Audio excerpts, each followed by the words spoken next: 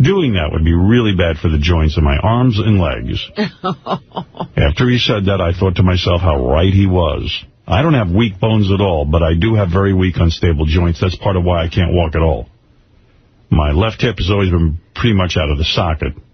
Oh, my gosh. Yikes. Plus, my left knee is really weak. Now, I say that's a bullshit excuse. Yeah, look at that. I know. We don't need to scramble by his extremities. We can put a big harness on him. Of course. It's like wearing a life preserver. It wouldn't affect his joints at all. No. Of course he can fly. Besides the fact that never in my life have I had the desire to fly in anything other than an airplane. Well, I mean, listen, who cares what your desire is? Yeah, we weren't doing it for you. Yeah, he'll fly. I don't believe this doctor knew what we were going to do. I think Eric didn't really explain it. Right, he's got the balloons from his wrists and his ankles or something. He suggests that he'd rather compete in a karaoke contest against Wendy the Retard, Jeff the Drunk, Kenneth Keith Kallenbach, or Miss Howard Stern. Who cares about that? Yeah, exactly. He says, trust me, either of those. Also, he wants to do a stand-up comedy face-off with Richard Christie. He says, trust me, either of those might be a bigger embarrassment to me than flying with balloons. Well, it's funny, when you want to do something... It ain't that much fun for us. That's right. So there it is. There's the latest on Eric the Midget. We decline. We decline your offer. I was just listening to voicemails from Eric the Midget. Oh, is he calling us again? Yeah, I didn't even get through it, but something about he wants me to find a team of doctors to get him his use of his legs back. Oh, my goodness. He's negotiating. All right, then he has to fly. Wait, I just got to hear it. Excuse me for 1 minute. I didn't get the preview of this. Hey, Will. Pass this message on to Howard. If his listeners want me to sound completely grateful to him every time that I'm on the air with him, what would work is if he would take the one offer idea I sent in. If he finds a team of doctors, it has to be a team so they can work fast and get the surgery done quick. As the shorter time I'm under general anesthesia, the better. But if he gets a team of doctors that could get my use of my legs back, where I'd be able to walk and everything normally, then I'd have no problem at all sounding grateful to him every single solitary time I call in. So,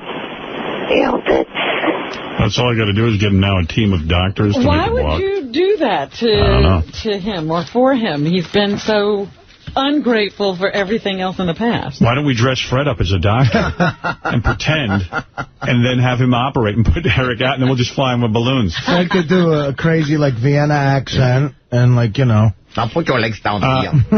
Hey, Eric? I'm here. Yeah, I got a doctor here, Dr. Von Frederick, who says he can fix your legs no problem. Dr. Von Frederick, please Guten speak. Tag, what is your complaint? What is the source of your discomfort? He can fix you, Eric, so... Who's laughing? Johnny Frada. Oh. All right, we're all set. We're all set. I got to tell you guys something. I told Eric, if he would wait a little while, I got a cousin that's an undertaker. Oh, you got a team of undertakers. Doctor, how long... he doesn't want to be under very long either, because he wants you to operate on and fix his legs. Oh, mine is a local anesthesia. All right. You do the whole thing Oh, without yeah. It's putting like him a to Botox. sleep. Like Botox. Be great. We put Eric under, and then we get him breast implants from Dr. Calabria. He wakes up with two big tits. He's got Your legs will work, and you can feel yourself up. Oh, I'm sorry. I had it wrong. I thought you were the breast implant girl. I'm sorry. Ignore the pussy in your kneecap. Yeah, Eric, we can line that up. We've got Dr. Von Frederick here who's going to operate on it. I installed a vagina in your shin. Now, put those balloons on. Eric, we're still going to figure... The negotiations broke down. Somehow negotiations You can't fool me. I know that's Fred. Dr. Von Frederick is Fred. We're gonna get it worked out. Eric, are you there? Yeah, I'm here. All right, Where do you expect me to be? Doctor, when can you operate? Give us a date. Can you do it, tomorrow? Of course. All right. Get on the plane. We'll fly in overnight. We'll do it during the karaoke contest. All right, what do you say, Eric? We got a guy, we got Dr. Von Frederick all lined up. How is your hairline? We can do some plugs, He's going to knock you out and give you your operation. What do you think, Eric? No. Eric, no. Tell him that you're just going to fly with the balloons and let's get this over with. Because I'm telling you, Howard, he's got me at my wit's end. I don't know anybody. Why are you bothering with him? I don't know why Johnny's involved with this, but I'll tell you. I'm at the point to where I'm going to get a screwdriver and just take them apart. We got to get this done. I don't think Fred can make it any worse if he operates on you, so let him give it a shot. I will give you the legs of a schnauzer. They look funny, but you can chase a car. He's going to transplant schnauzer legs on you. And you're going to be able to... The right size, right legs. A little shaving would be necessary, though. You know what, Howard? Give me your paw. While we're waiting for Eric's answer, I got a little advice for Artie about this relationship. That'll work. No, it'll work. Listen to what I'm telling you, okay? Because I'm living proof of this. Johnny's mother hates me. You're kidding. She hates me. This woman, no, listen to me. You've never seen hate like this, okay? No, I'm not kidding. No, I understand. And it was kind of like what you're going through, kind of like you could be around her for 10 minutes and then all of a sudden she flips out. This is Johnny's mother. People used to ask me, I used to say, we have religious differences. I'm Catholic and she's Satan.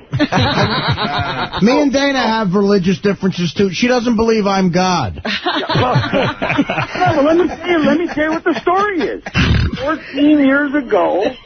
14 years ago, I met a girl that worked for me. Her name was Yavanka. Okay? Bad move. I took her home, and I kept her, and I got her now for 14 years. Wow. So it's a different girl is what you're telling Artie he has to do. Well, let me tell you. I technically, I'm still married to Johnny's mother. Oh, you're kidding. No. And what I did was I just left. And I took the other broad. I've been having an affair for 14 years. Well, I think what Johnny Fratto is saying is absolutely right, Artie. It might be time for you to move on. Johnny, you have to understand. It's a very deep, sort of complicated thing. I've never been what you'd call a ladies' man, No. And then I have, because of whatever career I have, maybe I'm dating a chick that in my head is out of my league, and I should be the happiest guy on the planet, but I still want to make myself miserable. I have to be miserable. I have to, push everything away. Why do you have to be miserable? I don't know. You don't think you deserve happiness? I don't know what it is. I have to everything up, and it's career and women. Do you think that's what makes you funny? I don't know, man, but career-wise, I've been very self-destructive, and with women, I've been very self-destructive. I don't know. It's something deeper than that. Coming to this revelation, why wouldn't you agree to go to counseling? I don't know, Robin, because I want it to all be counseling. I want it all to be miserable. I want to mire in this muck of the shit. Listen to me. Get along with the f***ing broad. Marry her. If she don't like you, if you keep fighting, go get another one. You move in with her like I did. Then I'm broke. Every time 14 years I see my girlfriend naked, I'm still getting excited. I'm in an affair for 14 years. I'll tell you, staying in the girlfriend-boyfriend thing sometimes works. Well, what Johnny's saying, you have to even add the affair level to it. Robin, you gotta have the affair, because if you don't have the affair, it's boring. You don't understand. It's like stuff can get so violent with these arguments that if I, God forbid, I think I'm doing Dana a favor. If we get married and we get a divorce, and God forbid I got to give away half of my fucking money. No, he's saying don't get a divorce. Oh, I'll fucking kill her. Dude, there's a prenup to protect you from that. It's not all that complicated. But you shouldn't be married because you guys, if you're not getting along during this so-called quote-unquote honeymoon phase, dude, it ain't going to get any better. It was the greatest. The first 2 years were as happy as I've ever been in my life, but then it's like I got to something up. It can't always be you're happy. taking full responsibility. Yes, I am. I'll take full responsibility. Shuli, go ahead and say what... You got it bad, you guys. This guy's really up. Shuli, go ahead. Yeah, I'm actually breaking a Johnny Fratto story today on the news. Oh, yeah? What do you got? I got a He's dating scoop. Dana? He had an affair, was actually dating for a while, Nicole Eggert. actress. We know that. We had that on the show. Well, he never admitted to it on your show. He actually denied it. He denied it. We knew it. We were friends. He said they were friends. Right, and so I have her telling stories of like... And how big Johnny's penis is? Well, not that, but like, for example, he handcuffed her. He had a room up at the Hilton in L.A. once on the roof. He handcuffed her to a pole. Oh, she's super hot. Naked. And left her for like an hour. And would just come back, take a picture of her, mess with her, leave. Boy, you're the man. And that's just one of the stories she told me. Wow. Oh, man, Johnny, way to go. And you were naked that whole time? Me? Hell no. Downstairs. Yeah, I was in the bar. He would just leave. He'd go out drinking with his buddies and come back. I was down in the bar and I was smoking pot with Crazy Bone. That's my theory on the whole tying up thing. I did that to a chick once, and I tied her up and I left. Right. And that's the hottest thing. They get crazy. That's what she said. You didn't leave like Johnny. You came back after half an hour. I went in the other room and watched TV, and she was yelling at me the whole time, going, I don't like this, I want out. And I go, shut up. Johnny left the entire room. Johnny left the room, just shut the door and left her there for an hour. That's the greatest. Yeah, you could think maybe he'll never come back. Come back, she chews through her leg. like a fox. She's in a bear trap. Hey, Johnny, I got to go. Eric, I don't know what to tell you. If you want to come in here and get operated by Dr. Von Frederick. Yeah.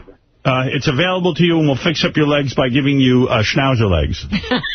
Artie, call me, and I'll fix your problem. Please, call me. How are you going to fix it? You don't need to deal with I'll fix it. I'm telling him to put the right mindset in his fucking life. When I come out to L.A., right mindset. When I come out to L.A., we'll go out. The motherfucker's going to suffer for the rest of his... He's going to think about this for 2 trillion years. The motherfucker got to stop. Right. Either put it down, go get it, and go. You know what you got to do? You got to go get 2 broads and go back and forth. That's all. Right. One of them will always be in a good mood. That's what worked for me. I need 2 chicks with way different menstrual cycles. Hey, Johnny, I'm just curious, how did you and Eric the Midget hook up? Because we have a friend named Jim. And Jim was the guy that was on Eric's show, and I know Jim. Oh, so you hooked up with him? Yeah. And you try to help? Jim comes around my house all the time. And Eric, you don't want schnauzer legs to fix the legs that don't work? No. Well, you don't want Dr. Von Frederick to perform an operation on you? No, I do not. How about goat legs? Would you like goat legs? How about Eric, listen. Can climb mountains with those. Hey, you guys, were my clips from my so shitty that you couldn't play them? Hey, no, we just haven't gotten to it yet. You know, I'm just thinking with Eric. What, does he think the schnauzer legs wouldn't work? Is that why he doesn't Wouldn't you rather have dog legs than legs that don't work, human legs that are useless? No, I would not. I mean, Dr. Von Frederick is a busy man. This is a very rare surgery. By the way, Gary the retard is my anesthesiologist. I would think that you would want... If I was in your... some working legs. If I was in your situation, I would take dog legs if they could sew them on and they would work. And while you're at it, I'll throw in the pig snout. For free? For free. All right. Do you want Dr. Von Frederick to perform the surgery now that I've given you all the details? No, I do not. You do not? Any other physical problems? He's got it all taken care of. You called me and said that you want a doctor to fix your legs. He says he can do it tomorrow if you fly in and put on schnauzer legs or goat legs. I have heating hands. And you don't want to do it. That makes no sense to me. You're making me look bad. He wants pity. Every time you make... This motherfucker's making me look bad. Yeah. I'm telling you, I thought we were done with this. I know. Every time I negotiate... this guy backs out. This motherfucker. I thought we were there. I thought this motherfucker had it going on. We were there. We were flying. What the happened? Every time Eric calls me, it backfires. He's like, if you want me to be grateful, you better get me a surgery to fix my legs. So then we call him, and now it's just horribly backfiring. Just goofing on him again. All right, thanks, guys. I got to move along. Yes, Eric. Hey, I was calling because I heard that you guys were talking about doing the football pool. Yeah, guess who's not going to be in it? You. I'm sick of you. Why? Because you didn't fly with balloons like you said you were going to. I even got Sal to agree to your demands. And we've replaced you. I got Elegant Elliot Offen and Alice, Crazy Alice. And Bigfoot. And Bigfoot. And you could have won 25 G's and been in a football pool. But too bad. Too bad. Bye. I give you no potatoes. I sent Will an email showing the only way that I would agree to do the balloon thing. We don't care. Okay. Who cares? You had your shot. Goodbye. And the doctor said, no way can I do it the other way. You want me to get a doctor to cure you of all of your ailments. And, you know, I just saw the movie Jackass 2. You could so fly with balloons. Those guys those guys ram their heads into cement walls. You want to know something? The Mythbusters of Discovery Channel prove that it can't be done. The what? Mythbusters, is that what you said? Yes, on the Discovery Channel. They put a person that weighs 110 pounds. Letterman did it to Paul Newman. He got Paul Newman to fly. And you're easy. How much do you weigh? 85. Yeah. He weighs 85 pounds. No sweat. They got a grown man like Paul Newman to do it. And if it can't be done, why not let us try?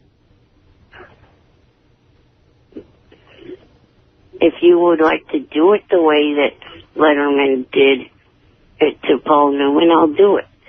Okay. That's what we always proposed. Oh, it's not. Go back to June 6th. Oh, God. You will see. How did Letterman fly Paul Newman? He attached him to a balloon. What's the difference? In a chair. Oh. The way that you want to do it from the day one on June 6th He did it in a chair. That's lame. Yeah, we want to do it the right way. Yeah. Well, I'm not doing it that way. All right. Fair enough. Go find your own football pool.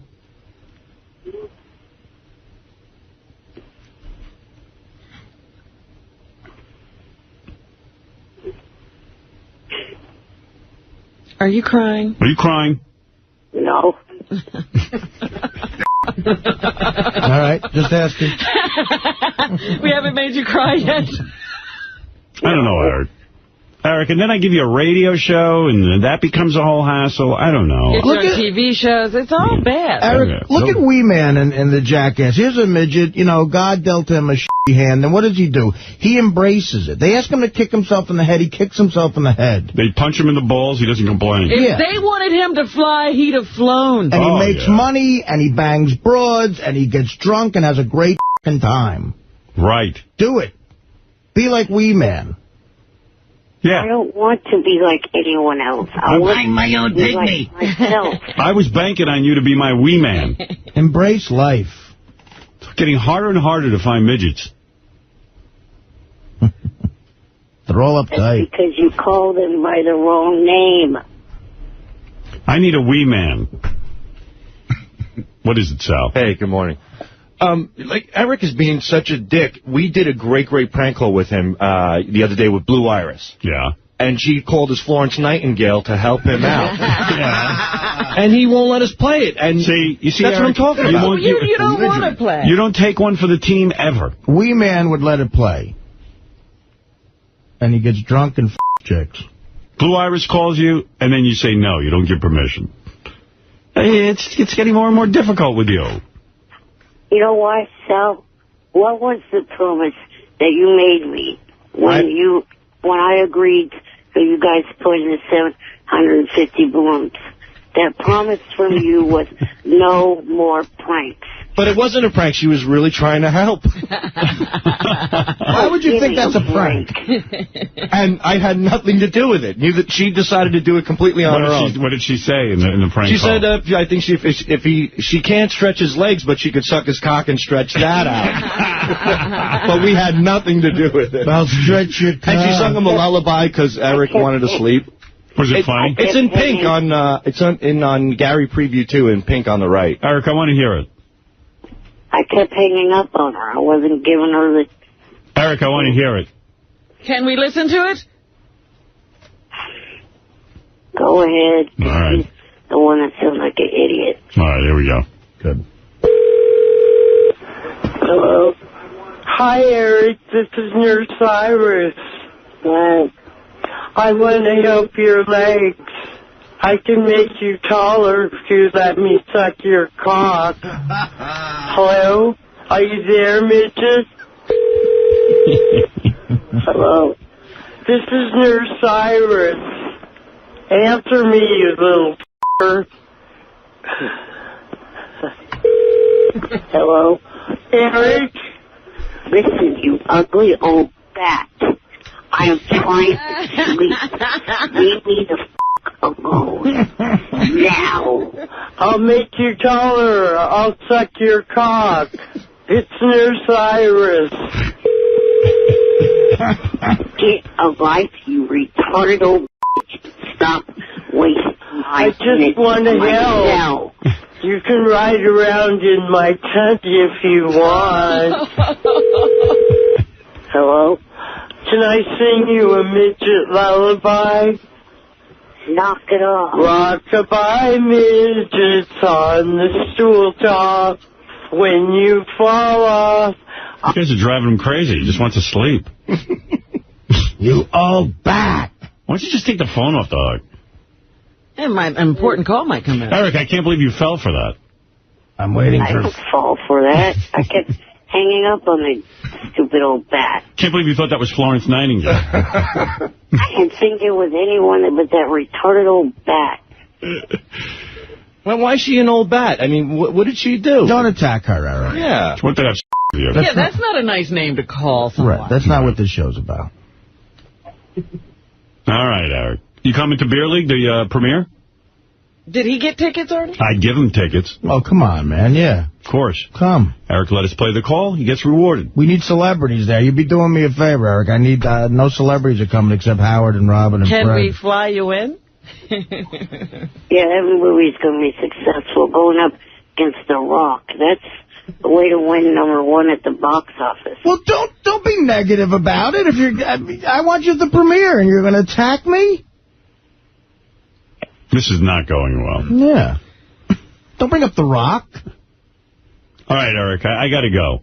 Oh, hey, wait. I'll see you later. We got to go. I'll think about the offer of coming to the premiere. All right. Good. Thanks, buddy. We'd love to see you. Clear my calendar. Thank you, Eric. I'll talk to you later. Bye-bye. Bye for now. Bye for now. Bye. Bye. So, if he flies into the Ziegfeld on balloons, what a favor that would be to me. Eric the Midget on in Sacramento. Yes, Eric. Good morning. Morning. I was calling because of the fact that I was hoping that you guys would still reconsider putting me in the football pool. Oh, I thought you were calling about 9/11. It's all about you. I thought you were calling because you realized you should be flying with balloons. Eric, no. By the way, speaking of the football pool. Oh, yeah. How did people do this weekend? This is wild. Okay, there's a $25,000 prize. There are 4 people in it. Bigfoot, the new Bigfoot. Elliot Offen, Crazy Alice, and Artie. And this is great. Bigfoot took the Jets, getting 2.5 points from the Titans and won. Yeah, see, I watched the Jets game. I said, well, Bigfoot's in. Crazy Alice took Cincinnati, which I thought was crazy with no points, and Artie thought was crazy. She won. Elliot Offen took Dallas, getting 1 point from the Jaguars. He lost. And guess who else lost? Artie Lang. Artie Lang took the Cardinals, giving 7.5 points to the 49ers, and he lost. I lost by half a point. They won by 7, and guess who really bet it? You! Yeah. How much did you lose? $2,000. $2,000. Ooh. Oh, man. How do you manage to be so bad at something you love so much? I'm continuing the greatness of this. You got to admit it. So Bigfoot and Crazy Alice in the lead on the football pool. I'm a fan like the Giants, and they lost. I went with the wrong Manning brother and bet $5,000. No, I didn't bet on the Giants. I'm overweight, and my girlfriend doesn't like me. You f***ing baby jerk-off. What? Who's this? I thought we were talking to Eric. No, that was voicemail. Oh. Oh, my goodness. Wow. I wasn't stupid enough to bet the Giants. See, Eric, if you'd only flown with balloons, you would have been in on the phone. Yeah. Well, I would have been tied with Artie, though. Oh, would you have? I had the same idea. Oh, well, we don't need you then. We need somebody who can beat Artie. What is it, Gary? I heard that Artie's loss is even worse. I heard that the other team kicked really a meaningless field goal. Unbelievable. To just put you under. Yeah. Oh, my goodness. Because I was giving 7.5. And they won by 7. You sound like a real loser. Yeah, 7.5, they won by 7. That's what happened. Amazing. Well, I I'm sure won. Crazy Alice is having a field day. Yeah, and she thought it was 7, by the way. She didn't even know until this morning that she had won. She thought it was 7, by the way. It was even. Yeah. I never would have taken Cincinnati. I've always. Oh no, they're a really good. I mean, they got a great quarterback. Yeah. But why would you take 7.5? Huh? Why would you go with that spread? Because I think Arizona is good this year. They're going to be surprising, and they are, but they're not 7.5 good. They're 7 good. Right. Oh, my goodness. I have some bad news here. Anna Nicole Smith's adult son dies in the Bahamas. What? Oh, wow. Yeah, he died suddenly in the Bahamas on Sunday, 3 days after the Playboy Playmate gave birth to a little girl. She was pregnant. Wow. And she gave birth. Oh, you're talking about the kid who was on the reality show? Yes. Oh, my God. How did that happen? They haven't learned yet the cause of death and do not believe that drugs or alcohol was a factor. Oh, that's awful. What happened, Gary? I don't know. And when I heard that, I actually feel really bad because when she was up here that first time, when she was on the E! Show, when she was like all over the place, she had him with her. Yeah. So I spent like an hour in the green room with him. He must have been like 10 years old. And I remember thinking to myself, he's handling this really well. His mom's just all over the place. And he seemed more well-adjusted than a 10-year-old should when that's going on. Well, what was interesting, even during the reality show, he kept saying, I don't want to be a part of it. Yeah. I don't want to be a part of it. And eventually they stopped putting the camera on him because he wanted to have a normal life. Oh, I'm so sorry to hear that. Yeah, That's 20 awful. years old. Oof, that's bad news. I mean, that poor kid. I used to watch that reality show, and I'd go, oh, my God, look at the nightmare he's on. I wanted to hug him. Right, yeah, you wanted to try to save him from the situation. Yeah, it was so weird. When she came up that one time, Howard, it was just her and her son. There was nobody with them. And she just came into our studio and just left him in the green room. Yeah. By himself. Yeah. Oh, that's very upsetting. Yeah, that's right. He was 16 at the time of that show. Yeah, and it's definitely 4 years ago. It's fucking awful. All right, Eric. I'm sorry, but we've got the whole thing put together between Bigfoot, Elliot, Crazy, and Crazy Alice and Artie. Gary did have a good idea, though, on the wrap-up show. He said that High Pitch Eric wanted to be in on this, and so he said maybe I should, or Jeff the Drunk wants to be in on it. Of course. He said maybe I'll just have Jeff start making his picks like an alternate juror, just in case Elliot Offen doesn't make it through the whole thing. Well, it's a lot of money, man. I mean, that's a nice prize, $25,000, man. You think that'll keep Elliot in it? Oh, yeah. I think so. Keep me in it. All right, Eric, thank you. You're not crazy. Wait, before you let me go, you know how you guys invited me to Artie's opening this Wednesday? Yes, the premiere is Wednesday night. Yes, to fly in, yes. Well, I can't do that, but if you guys agreed to have me or set something up where I could go to the opening next month of WWE's John Cena's The Marine, I would be willing to do the balloon thing under the provision that you guys sign a release saying that you guys will be responsible for any injuries. See you later, Eric. All right, Eric, I got to go. Bye-bye. Bye-bye. Yeah, we're done with you. we're not getting involved in legal problems. Bye, Eric. It's crazy. Yeah, what do I got to sign? Under the proviso that you sign away everything. Under the proviso. You die on this show. If you die, it's your problem. Quid pro quo. Yeah. I want tickets to the WWCCSE. John Cena. John Cena's. If you sign under the proviso. Habeas corpus. Proviso. With the proviso. Proviso. He's reading from a legal document. Midget. He's Eric the Midget. Where did he get proviso? if you would have your attorneys under the proviso. We will draw up a legal document. Should my attorney or your attorney get working on that? Provided all the papers are signed. Watch the movie Jackass. Nobody's signing anything. Just go out and do it. I'm trying to think the last time I heard the word proviso. I think it was from James Lipton. You got to be more like Richard Christie, who sees that the crocodile hunter gets stung by a stingray and dies, and then says, "I want to be put in a vat of stingrays." His penis, no less. His penis. He wants a barb through his penis. You ain't got to sign nothing. Some guy, I don't need to sign. I'm ready to get my penis burned by a stingray. Under the proviso. Under the proviso that your attorney draws up something. Here's some guy who contacted us about that, for real. Oh, yeah. Hey, Richard, what's going on? My name's Ryan. I'm one of the bigger importers of tropical fish in the United States. And I heard you say on the radio today you'd be willing to get into a tank with some stingrays. So I just wanted to offer you... I will ship you guys some stingrays for free if you'll jump in a tank of them. I thought it would be hilarious if you guys got a Dunkin' booth up there with one of the clear bottoms, and you fill the bottom with stingrays, obviously in water, and you got up there naked, and those guys could throw a ball and try and knock you down into the Dunkin' booth with the stingrays. I thought that would be funny. Great idea. By the way, doing a great job. We'll do it under the proviso.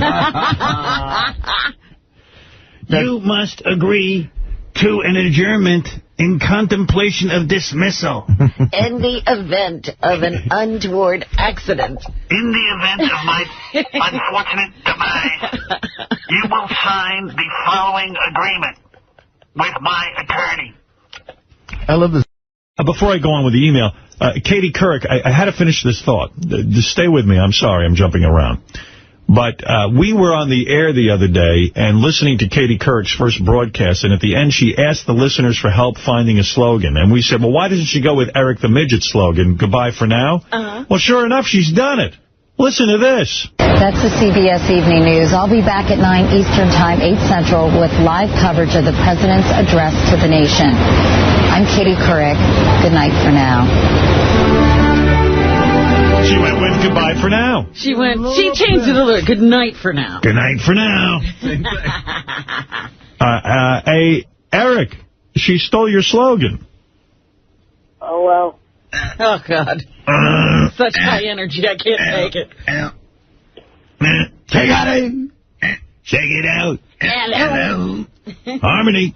Is your mother home? I wish we could fast forward 2 hours for when Dee and Bubba get in here and start fighting. That's all I want. Instead, we have to slog through Eric. Hello. Oh, well, I guess. Yes, Eric, what? I just think Eric should get some credit for goodbye for now. That's all. Yes, Eric? I'm calling to ask how come you did not accept the offer that I gave you yesterday. You mean the one where I have to sign legal documents if you fly with balloons? Yes. With an admission of guilt if anything happens to you? Then it's bye for good. Yeah. No, Why didn't you accept that? You know, when you watch Jackass, it's not my, they're not signing agreements, legal documents. You want to come in and fly with balloons like a man? Fine. I'm not signing any documents. Well, if you have any thought... Why don't you sign a document for me? Or what? I don't know. Do your parents have any money? That you owe me all your money if anything goes wrong when you fly with balloons. I'm not going to sign a friggin' document.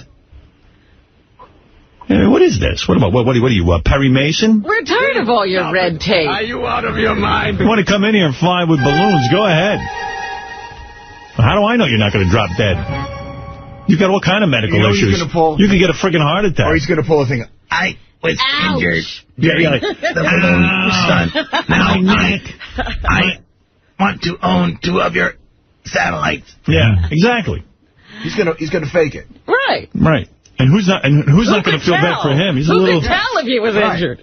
I pulled a hamstring. The guy's the size of a pumpkin. He's going to go in front of a jury and he's going to look great. I'll never play football again. That happened to you after you flew? Oh, my God. Look at me. I'll never be a ballroom dancer now. I love you, Eric, but you're a wacky guy. Well, Johnny was the one that came up with that idea of having you guys sign documents. Well, take it back to Johnny. Tell Johnny to sign documents with you. All right. Bye for now. Wait a minute. If you thought that I was going to back out of it, I wouldn't back out of it because of what I asked you to, get for if I did it. We don't care about that. Eric, I've been doing this tango with you for years, man. It's ridiculous. Get your own ticket. You told us you didn't need us. Yeah, what happened to that? Now you need us for tickets to what? What do you want tickets to? Chris Cena's something or other. What is it again? Wrestling. Grief, you have a bad memory. John Cena. Oh, John Cena. Movie opening. John Cena movie opening. What is that? He's a wrestler that did a movie? Yes, his movie that's opening next month. He's doing Macbeth. I guess you're going to go to one of the regular showings. I guess you're going to have to go to the regular movies with everyone else. Sorry. No deal. Howard, just so you know, the people from the movie company have been offering me all sorts of stuff for that movie, so I can easily get him top-notch whatever he wants if he would do what we want. Well, why don't we all go and leave Eric home? Eric, it would be a no-brainer to get you into that, according to Gary. But, I mean, you just are wild with your... You're too hard to work with. You're just too hard. You're too difficult to strike a deal with.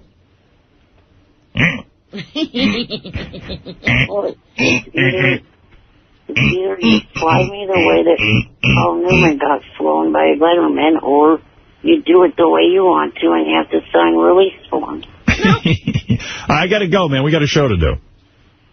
Bye for now. Tell Bubba I'd like to talk to him sometime soon on his show. Who? Bubba. Oh, Bubba? Okay, I'll tell him. Why can't you just call him? I tried to call. I can't get through ever. That's bad if you get through on us. Yeah, how does he get through to us? Yeah, how do you get through to us? Well, because I have the special numbers. I don't have any special numbers for him. Okay. Oh, you got the special number. All right, Eric, thank you. Sorry, not willing to look over those documents. Draw them up. Let me take a look at them. We'll have our lawyers. Yeah, have your attorney draw them up and let me see what you're talking about. Thank you. Bye. Bye. Bye for now.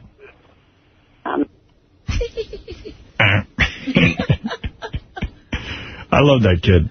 I know. A lot of you write me emails saying, what do you put him on? I'm not so enamored with him anymore. I like him.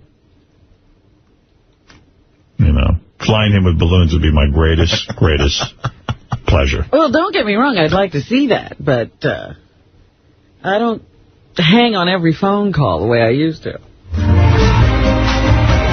Fly me with balloons so I can meet Catherine Midgley. I'm a miserable midget who is only 2'3". I love all the things that he wants to do, too. He wants to meet Catherine McPhee, and he wants to go to wrestling movies. I love his world. He's a jerk-off. I have a show-related question, if I may. Go ahead. Why hasn't Eric the Midget got in balloons and flown around yet?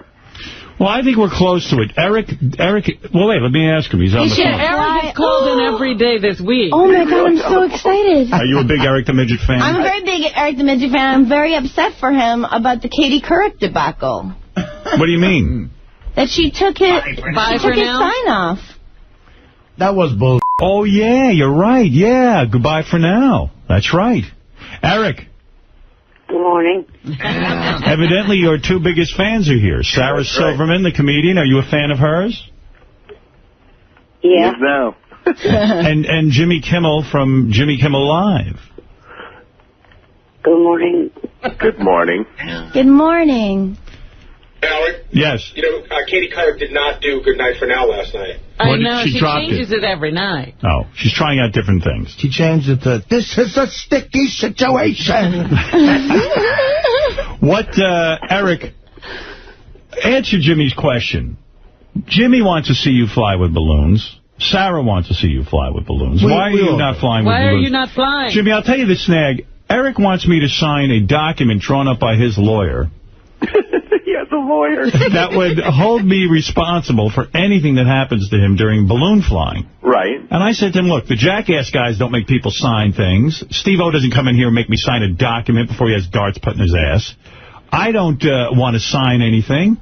I think you should sign it. What more could happen to him that God hasn't already done already? Yeah, but that's the point. He'll say, oh, my neck hurts.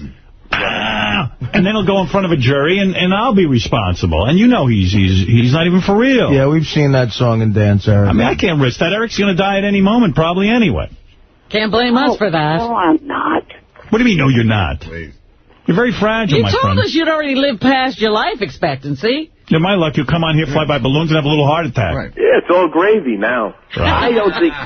I don't believe that Eric is cowardly enough to have a lawyer draw up a document. I bet that's some lawyer getting involved and saying, "Hey, Eric, look at this. We should do this. We could cover you. Who knows? Maybe we'll make some money out of this deal." That can't be Eric's idea. Howard's putting words in my mouth. Right. There's not even a lawyer involved. Right. So I don't never even talk to a lawyer. But you wanted us to sign a document. I assume that you are a litigious little midget because you immediately brought up the law, that I'm signing a document. I assumed you had a lawyer when you asked me to sign a document. You wrote this up yourself? No, I don't. A clown drew it up for him. Well, if you wrote it yourself, you'll sign it. If it's in crayon, he'll sign it. You're what we call a litigious. A litigious. You're a litigious, midget. Eric? Yes. So answer Jimmy's question. What is the real hang-up here? Why aren't you flying? Well, last night I reached the decision to do it until some jackass on the line said that he had my home address and was going to post it on SFN. So that idiot with the name, the president of Howard Stern Chat, that asshole blew it for everybody. What's that got to do with us? It'll make me suffer. I don't want jackasses threatening me, holding my home address over my head. Well, there you go. First of all, everything's over your head, Eric. Secondly, I think the important thing is you can't let this guy threaten you. If he's saying you better not get in those balloons or else I'm going to post your address, you got to tell him, screw you, I'm flying with balloons. Boy, Jimmy is good. Yeah, we should have called you when we first started this thing. Yeah. I have been looking forward to this since the first time it was mentioned. It is one of my dreams to see a man fly around on balloons. And especially Eric. And Howard said it is going to happen, and I realize I've been waiting and waiting. Oh, it's going to happen. I see him splayed out like Superman, flying through the studio. No, you know what? No one is seeing me out of my wheelchair. No one. Let me ask you something. We can't fly a wheelchair. That's the other thing. I'm not flying your wheelchair. I'm flying you. That's dangerous. First of all, to be in a wheelchair and fly is not flying. That's like being in an airplane. I'm talking about you, like Superman, splayed out straight forward, with your arms in front of you, flying through the studio. And your legs wherever they can be. Right. And your legs out behind you. That's flying. Flying is in a wheelchair. It's not like they're going to put you in some crazy, embarrassing costume. Like, you'll wear, like, a 3-piece suit. Right. Yeah. So that you look lawyerly. Like you're a flying lawyer. We'll take you to Brooks Brothers. But that's an absolute. No wheelchair, right, Jimmy? No, well, I don't see how physically you fly a wheelchair. It's too heavy. That's ridiculous. Right. You don't need a wheelchair in the air. It's just the same. You don't need a wheelchair in a pool, do you, Eric? Yeah. No, you're free. No. I just do not want any wanted to see me out of the wheelchair. Well, then we have another roadblock in our journey to flying. I could even create a costume, like out of a blanket, so that no one will really see you. Like your head will be, it'll almost look like your head is just floating. Cover you. Your harness is going to cover your body. A sack. Yes, I'll put you in a sack. What about if instead of the wheelchair, it's in a crib? In a baby crib. Yeah, like a stroller. Like that little bed that you see, sometimes with the balloons strung to it, like a mattress, a flying mattress. Yeah. Like a hot air balloon. What do you think of that? A baby crib. Alibaba. Ali Baby. You could be like the Midget of Oz. You got to really think this through. You got to be splayed out, though. You can't be in a wheelchair. Are you going to watch? Are you going to watch Jimmy's special tonight? I'll try. Yeah. I'm dedicating it to you and the balloons. What if Sarah Silverman flies with you? I would do that. You would, right? I know you would. And what if I flew you like in a room full of balloons, so that when if you even did fall, you just fall on a balloon? You land on a balloon. It'd be like one of those bouncing houses. I don't know, Eric. To me, this sounds like a dream come true. I don't know what's so unpleasant about floating around with balloons. I just feel kind of vulnerable out of the wheelchair. No. That's silly. That's your biggest problem. That's your biggest handicap in life, Eric, is your inability to be vulnerable. Yeah, now you're just being a dick. Yeah, I mean, that's the exciting part. If there was nothing to it, who would do it? I know a lot of people in wheelchairs that I think they dream of the opportunity to fly around with balloons attached to them. Yeah, just for example, Jimmy, name one. My friend Alan. Right. He wants to fly with balloons? I haven't specifically asked him, but I would think that, since he can't walk, that maybe flying around with balloons would be something he'd dream about. And you know what? I would never call you Eric the Midget again. I'd call you Eric Knievel. Ooh. Eric Knievel. Eric Knievel. I like that. Thank you. So think about that, Eric, okay? Digest that. 2 things before you let me go. One is a plug for a guy's website that's paying me, superfanonline.com. Those could be on the balloons, that website. Right, that could really generate You could cash. make so much money from putting ads on the balloons. Right. And what else? Also, if Mutt is listening, he has me as a VIP status. If my address pops up on there, this message is to Mutt, automatically get rid of that asshole. All right, fair enough, Eric. The Midget. Whatever. Thank you, Why don't Eric. we just have Mutt change things to say that if Eric doesn't fly in balloons, he's going to post his address. That's right. Well, it's not Mutt who's doing it. Some other guy on there. Thank you, Eric, and please consider the offer. Thank you. Well, last night I was all set, ready to do it, even though I was going to... No, you weren't. No, you weren't. Don't tease me. Get your mind right. Get your mind right. Ask Tony Furto. He has... I'm going to fly you, and Sarah Silverman's going to probably breastfeed you while you fly. What do you think of that? I'll do it if you'll fly. All right. I called Tony Furto, left him a message saying I would do it. Go think about it, Eric. Yeah, but you can't even... We will. By the time we would get you here, you're changing your mind every minute. Make up your mind. See the negotiation I have to go through? I've hung up on him. He's a real fickle pickle. Yeah. He sure is. I just hope he does the right thing, that's all. Eric the Midget is pissed at me. Let's find out why. Let's go to Eric. Eric, are you there? Eric? Well, I'm here. Yeah. I'm PO'd because of the fact that you hung up on me mid-sentence. Oh, who can tell? I mean, honestly, with your speech pattern, I can't tell when you're in the middle of a sentence. And secondly, it takes you a long time. I've got to move the show along. I can't be polite. Well, as I was saying... Oh, shit. We were done. I want you to go think about my offer. Eric, you're acting like a jerk-off. Right. I was going to call in and say that I would come there the first week of October. Oh, good. But that guy made me pissed, and he... All right. Well, we can't wait. You get pissed every other day. He's You're going to be changing your mind. I know he's listening. Yeah. You're going to be changing your mind again. Goodbye. As a guy says, anytime Eric the Midget is on, it's funny. I heard Eric the Midget say good morning, and that's it. I just couldn't breathe. The little bastard makes me laugh. He's right there. He's all angry with me again. He left 2 voicemails. I don't know if you want me to wait till Monday to play these, or you want them now. Why not play him now? All right, here's because here he is talking about the balloon stunt. He's threatening me that he's going to go to all other shows to do this stunt. Even though the stunt... Oh, now it's our stunt. He's going to take it elsewhere. Yeah, even though it's our stunt, it's our idea. And he's threatening me, and I love it's the greatest. Listen to this. Here's a way to show you that I would legitimately do it. Do the balloon stunt. If you don't do it, I will take it to Jay Leno, to Ryan Seacrest, the idea. I will take the idea to Live with Regis and Kelly. Or maybe even some of the new talk shows that are starting. Megan Mullally. Yeah, Megan Mullally's producer just called, and so did Regis and Kelly. They just said, we want to take a crippled midget and put him on balloons and fly him. That's a Howard Stern thing. We don't do that. Yeah, why don't you take your boring shtick to some suckfest like the Megan Mullally show? I'm sure that'll be Rachel Ray. Rachel Ray. Maybe even Tyra Banks. Rachel Ray. Anyone else but you. Oh, although I would not take... On any other show, Eric, it would be so sad to see you flying around on balloons. Right. To the idiot David Letterman.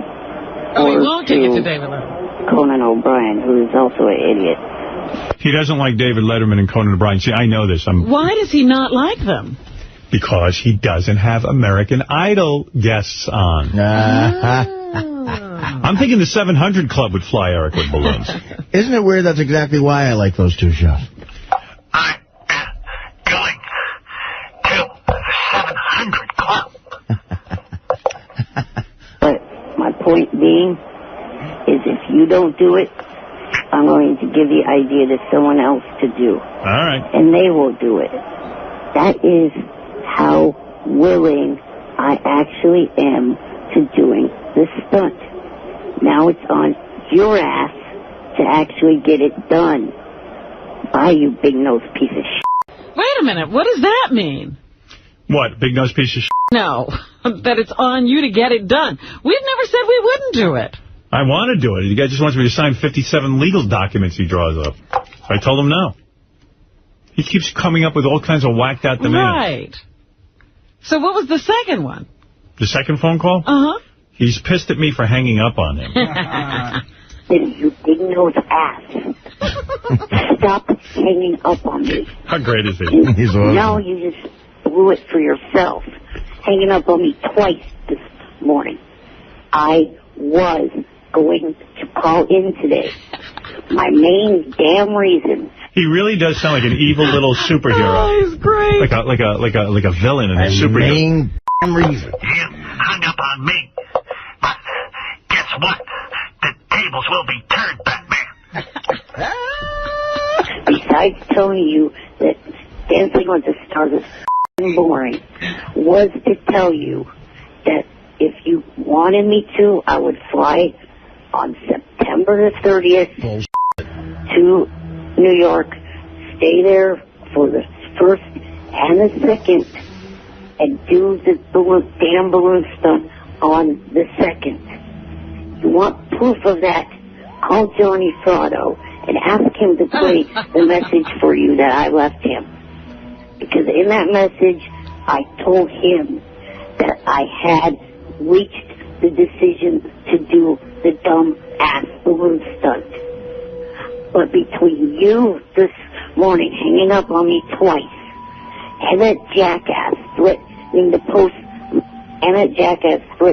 to post my apartment address on SFN, there's no shot in hell of doing that retarded ass stunt for you or your fans. See, he always backs out. I know. He always sets a date and he tells you that he was going to do it, but you already did something to piss him off. Well, because someone posted my address on Stunt Network, I'm not ever gonna do this stunt. What do I have to do? I was going to do the dumb ass stunt. Blow it out your ass.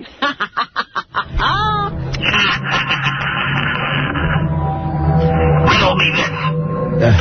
Get ready, dynamic dimwits.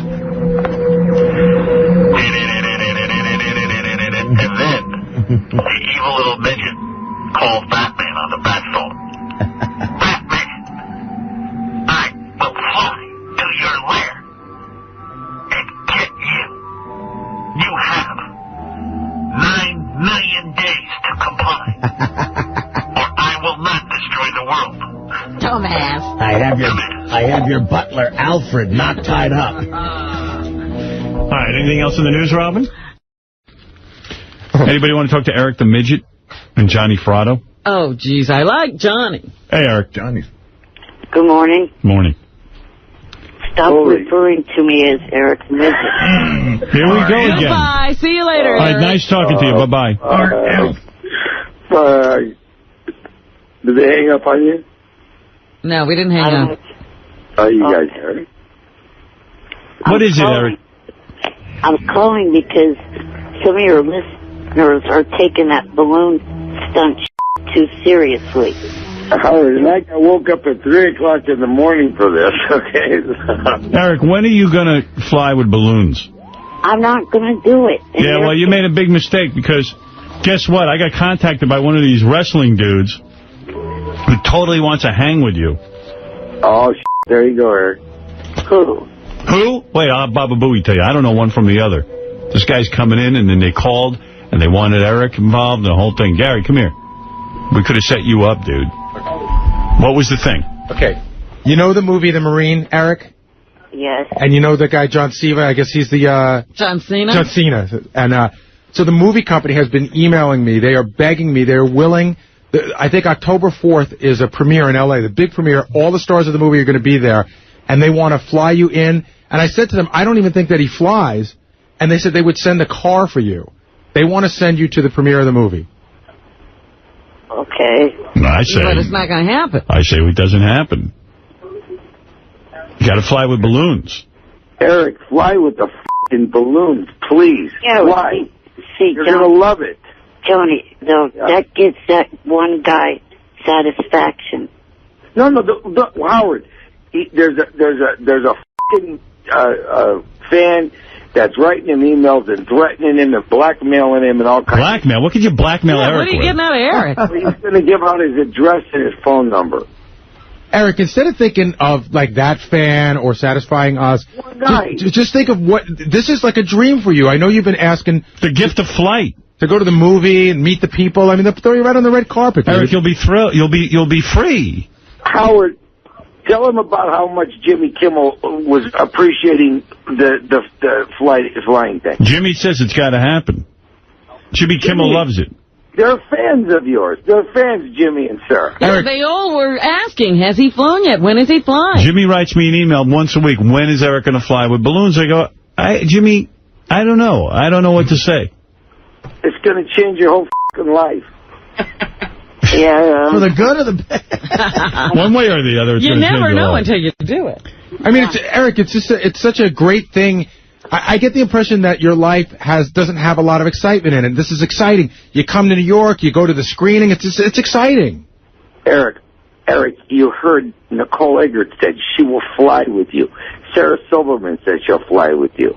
I'll make that Johnny, my son, fly with you.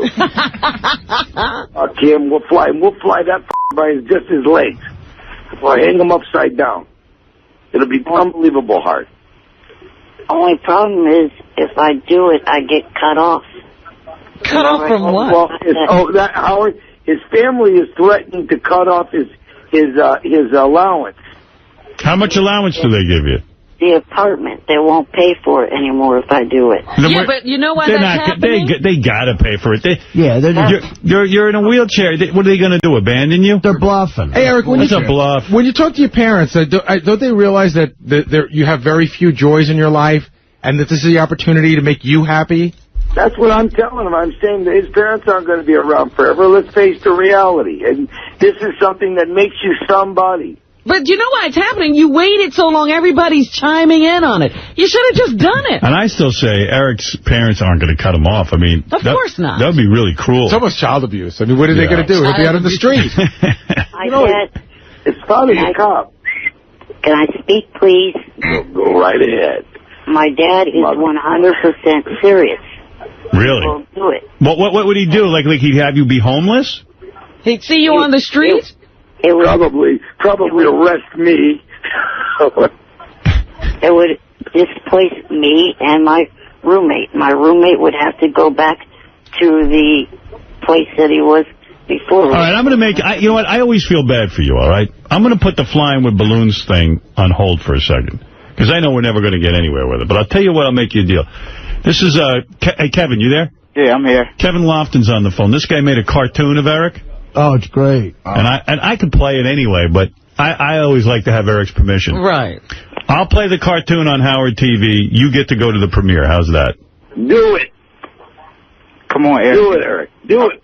We worked really hard on this thing, man, and it's good. The fans will love it. We put you in a nice suit. I mean, you're not represented bad at all. And I'll put the flying with balloons discussion on hold for now.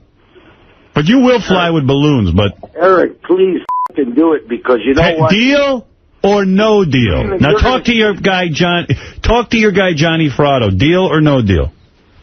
I'm going to give you 1 minute to talk to Johnny. And just a reminder, they're going to treat you like a king, Eric. Treat you like a king. And that's the truth, Eric. Once you see how the people react to the cartoon, you're going to want to do it. Hey, Howard.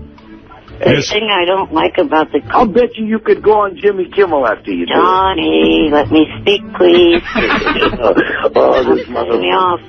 He's killing me. It's fucking... I just flew in from Tokyo. Oh, go ahead. The one thing I don't like about the cartoon is the fact that Tabitha is peeing on me. I mean, I don't want it. What? What's wrong with that? Come on. So what? It's a cartoon. Hey, Eric, you maniac. It's such a small part of the cartoon. All right, Eric, here it is. Time's up. Deal? Oh, Eric, please. Or no deal? Eric, please. Hey, Eric, let us play this and then... The movie company will... Kevin, excuse me. The movie company will send you to the premiere. Fly or drive you, however you want to get there. You will hang with...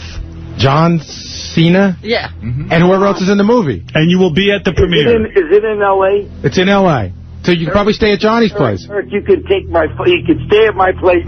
You can take my fucking Rolls Royce. I will get you a driver with the Rolls Royce, and I'll put 6 of the hottest girls in the world in that car with you. So you pull up to the red carpet in a Rolls Royce. All right.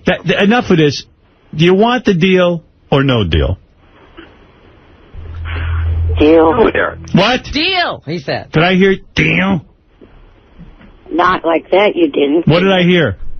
You heard deal. All right, deal. All right. Hey. All right, so Eric the Midget's going to go to the premiere. And Kevin Lofton... Stop calling me that.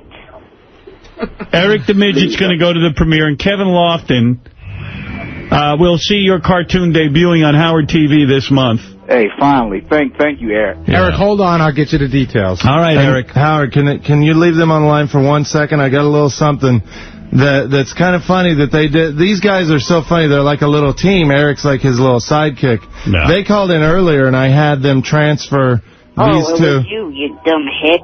I pranked them. What did you do? I just used Ronnie clips to prank them. Can we play that, Eric? Is that okay? Yeah, let's hear that. Ahead. Play it. Yeah. It's in gray, dark gray on preview page 2. But it's funny because Eric starts yelling at Johnny. All right, here we go. Here is Eric the Midget and... Stop calling. And Johnny Fratto calling in before. And what did you use, Ronnie clips? Yeah. All right, let's listen into this. Here we go. Hello. Hello? Hello. Yeah. Hello? Yeah. This is Eric. So what's your problem, man? I don't get you. Johnny, hang up. What is wrong with you? It's a prank, Johnny. What is your problem, man? Disconnected, Johnny. It's the tape. The tape. What do you know, motherfucker? What do you know? Johnny, hang up on him. There's something wrong with you, man. It's a tape for Ronnie. Yeah, you too. Johnny, you're the one that called it in. Hang up. Let him go. It's a fucking tape. You're a total asshole. Yeah. Talk back to it, Eric. Talk back to it. It's a tape. Oh, man. Talk back to it, Eric. You. They had a weird connection going on. Yeah, the quality was weird. All right, so that's good. This worked out. And, Eric, we will have you fly with balloons. It'll happen. And I really don't predict your parents will cut you off. I can't see that happening. I got a new video. Once he sees the popularity from the cartoon, he's going to see that what's going to happen. It's almost like seeing something in the future. Well, you're absolutely right. Eric the Midget cartoon will premiere tomorrow night on Howard TV. And I've seen it, and it is funny, man. And I'm telling you, this is going to put Eric over the top. Eric telling you want merchandising rights, so you want the rights to use the images for T-shirts. We'll have that negotiation another time. Then you won't even need your mom and dad's money. That's right. Can you please, Stunt? Yes. Can you please stop referring to me as Eric the Midget? No deal.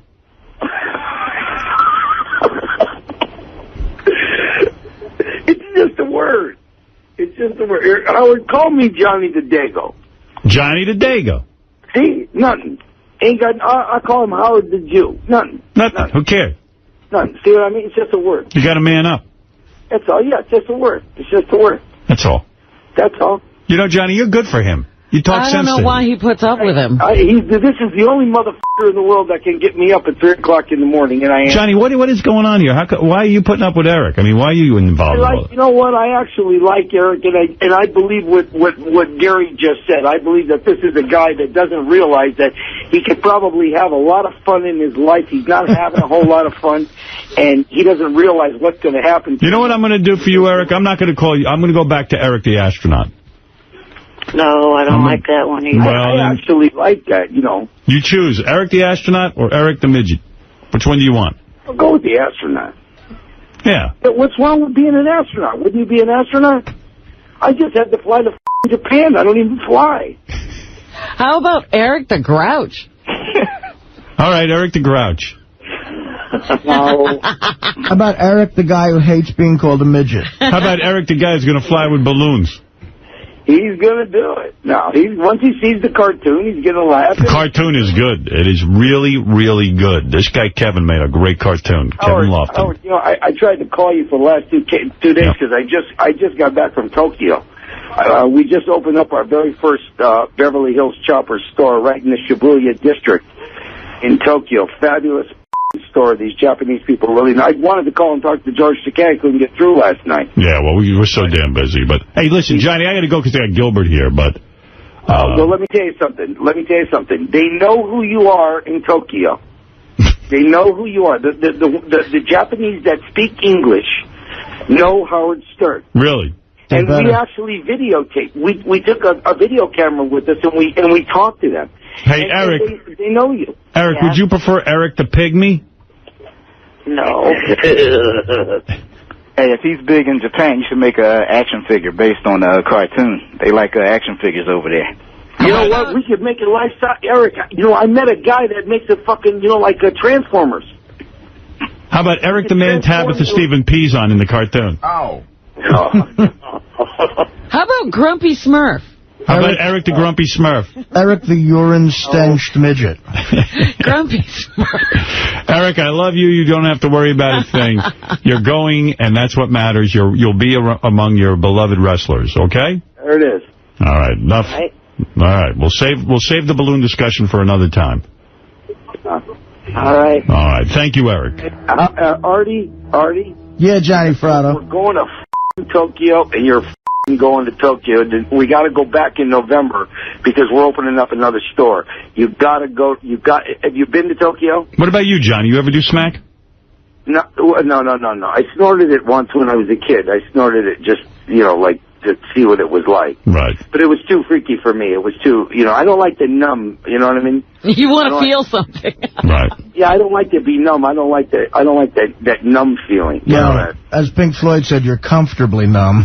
All right. Hey, Johnny, I got to roll, but thank you guys. And I'm looking forward to seeing the cartoon. And Eric, have a good time with all the wrestlers and call me and tell me how it was. Artie, did they tell you about the thing that's out here for you? What? The Jim McClure didn't tell you? No. Hey, Johnny, I got to go. I got something out here for Artie. I got something, a major let me tell him this real quick, Howard. I promise I'll go fast. Artie, there's a girl that's an actress. I'm not going to say the name because she dates somebody. Yeah. The girl is f***ing nuts about you. She's f***ing crazy about you. And she told me, she said, if you can keep it on the down low, if he'll keep it on the down low, I'll f***. And when you get here and you see who it is, you won't believe it. Wait a second. Hold it. Now you got my interest. Now you want to stay on. It's a well-known actress. Well, I mean, she's well-known. Is it Paris Hilton? No, it's not Paris Hilton. But I'll tell you what, she's better looking than Paris Hilton. You're telling me that you know an actress? Yes. Someone on TV right now? No, she's in movies right now. She's in movies. Movie star. Would we know her name? Oh, yeah, absolutely. And you're telling me... She told me that she would f*** Artie. She listens to the show. She loves the show. And she told me to tell you something, too, but I ain't going to tell you because you're going to cut me f***ing off. I won't cut you off. You guys got to bum rush me every time I get on the f***ing phone. All right, tell me what she said. No, well, first let me tell you what she said about Artie. What'd she say? She liked Artie since Mad TV. And she said to me, she said, do you know him? And I said, well, I don't really know him. You know, I mean, I just know him just like these little things on the radio. But I wouldn't know we're not really friends or anything. I mean, I'm not close enough to call him. She said that, I said, but he does come out there to see Casey occasionally. She said, if you can make it, if you can arrange it to where nobody knows. Why is she so embarrassed to be with Artie? She's got a boyfriend? It's not about that. She's got a boyfriend. Oh, shit. I mean, she's got a fiance. And I mean, fiance? And the fiance is a director. He's a young director. And he's a little on the portly side. I mean, not as big as Artie, but you know, he's not really. I mean, but the girl, it's all about comedians. I mean, she spent like 2 hours talking about Chris Farley to me. I think I know who you're talking about, actually. Is she hot? Yes, white hot, scary. It was scary. I heard the fucking whole story. And I'll like a 10? Like as hot? Is she as hot as Nicole Eggert? Oh yeah, oh yeah. Is the director a well-known guy? Getting well known. So you don't know who this is, Artie? Artie, do it. Yeah, I think I know who he's talking about. Really? And you know, Artie, what she said. Is it Clay Aiken? Artie, she said she met you. Yeah, no, I got a vibe from this girl if it's the same girl you're talking about. So you would do her, right? Oh my God, the girl's hot as hell. She loves comics. I mean, her whole thing was comics. I mean, she sat there and talked about Sam Kinison, and she talked about fucking Dice, and she don't like Dice. She loved Kinison, but she didn't never know him or never meet him. How did she meet me? She met you at a party, but she said you f***ed her off. What? She said she was actually trying to talk to you, and you kind of like didn't, respond. Oh, then maybe I'm thinking of somebody different. All right, hey, Johnny, I got to go, but I'm going to talk. Fascinating. If I'm we right. definitely want to get more information on this. Johnny, by the way, thank you. And Johnny owns this whole motorcycle thing that he's talking about. Hey, guys, sonofagunpastasauce.com. All right, later, Johnny. Son of a gun. Bye, Eric. I got can't get rid of these guys. I know. Nobody will say goodbye. Johnny won't say goodbye to me. Goodbye, Johnny. All right, guys. All right. All right. See you out. All right. Take care. Eric? Bye, Kevin. Okay. Bye. All right. We got out of that on Howard TV. We can show the Eric cartoon, and it's so funny that I'm really glad. Yeah. Yeah, we've been sitting on that for a while. And I could have shown it at any time, but I don't want to torture Eric. I mean, if he didn't want me to do it, I wouldn't do it. There it is. You can see a little bit of it right there. Look. See it? There he is. That's him flying in space. Oh, that's funny. And then there's Eric the Midget, and he's got his own logo. And I'll let you see some images. That's him with Blue Iris. Oh, wow, look at Blue. That's great. Yeah, it's pretty good. Beautiful. Yeah, you can't hear the audio, so it's... That's fucking great. Blue Iris is awesome. Eric Bangs Tabitha. That's the name of the cartoon, Eric Bangs Tabitha. Here he is measuring his dick. Okay, turn it off. We can't... Yeah, stop it. We're watching a silent film. Yeah, the audience can't see it. The voicemail was all full. This is Eric the Midget. Hey, well, this message is for Artie for when he comes back on Monday. Hey, Artie, if your movie fails and you don't make any money off of this movie, I have an idea for you. There's a new energy drink that's out that you could become a spokesperson for. The drink's called cocaine. And it's a real drink. So you could become a spokesperson for, something like. The kid's weird, huh? Yeah, very negative. I don't even know what he's talking about. It just sounds to me like... Hey, Hardy. When he's doing that setup, it's like... The cocaine joke, 42 years old, I believe, today. Yeah. It's his 42nd birthday of that joke. And what is the drink is Coca-Cola, but he's calling it cocaine? Yeah. No. Actually, there is a new energy drink out called cocaine. Are you kidding me? No, is that true? It's absolutely true. And then Artie could be the spokesperson? Wait a minute. That's right. Kid's onto something there. I didn't know there was a real drink called that. Cocaine, the drink endorsed by Artie Lang. And if anyone knows what cocaine's like, it's your loser ass. What? Fat ass. He's saying, well, Artie knows what cocaine is like. Oh, I see. I couldn't understand him. Well, Artie already has an exclusive deal with heroin, a new drink that's coming out in about a month, so how's that smart ass? Let me tell you something. This kid's onto something. I didn't know there was a drink called cocaine.